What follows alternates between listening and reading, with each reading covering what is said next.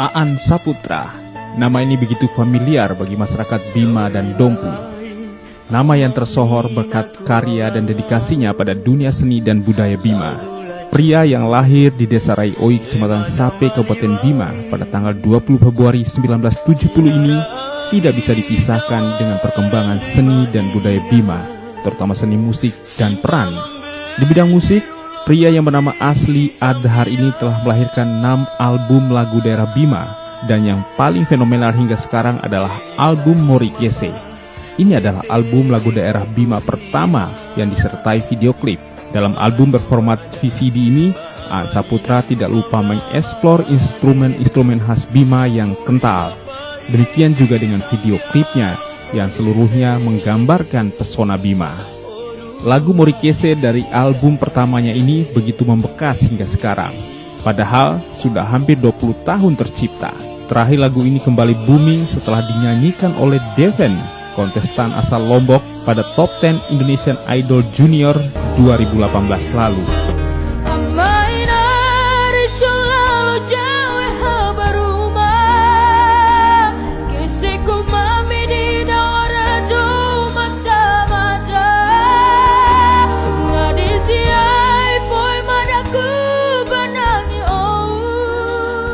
Masih di bidang musik, Aan Saputra menjadi bagian penting dalam pengembangan seni musik Bima hingga ke level nasional. Pada tahun 2003, Aan Saputra menggagas kolaborasi alat musik tradisional Bima dengan modern. Kolaborasi 24 alat musik tradisional ini ditampilkan di Auditorium Universitas Mataram. Pada tahun 2005, kolaborasi ini juga ditampilkan di Padepokan Pancasila dan Gedung Taman Ria Remaja, Jakarta.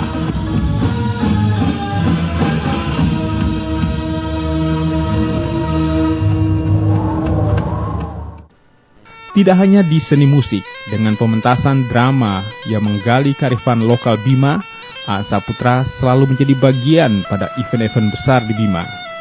Pada tahun 2012, Aan Saputra menggagas pementasan drama kolosal dengan tajuk Kokohnya Pendirian Sultan Muhammad Salahuddin.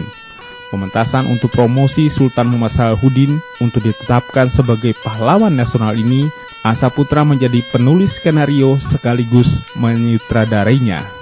Kesuksesan drama kolosal ini membuatnya dipercaya untuk membuat karya lain seperti drama kolosal Akibat Letusan Gunung Tambora yang ditayangkan di TVRI Mataram, kemudian dipentaskan kembali di Taman Mini Indonesia Indah Jakarta pada tahun 2013.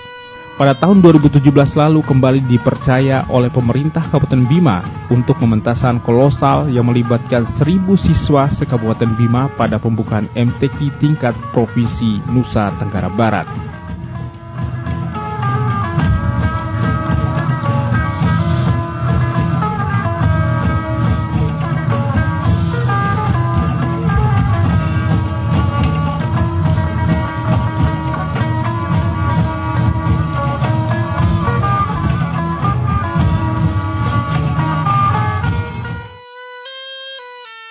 Pria yang selalu tampil dengan rambut gondrong ini juga merambah dunia perfilman.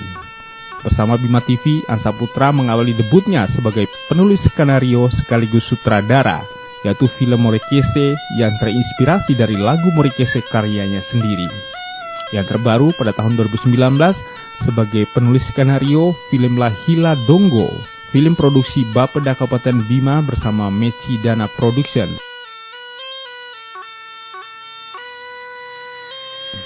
Masih banyak karya-karya besarnya yang patut diberi apresiasi.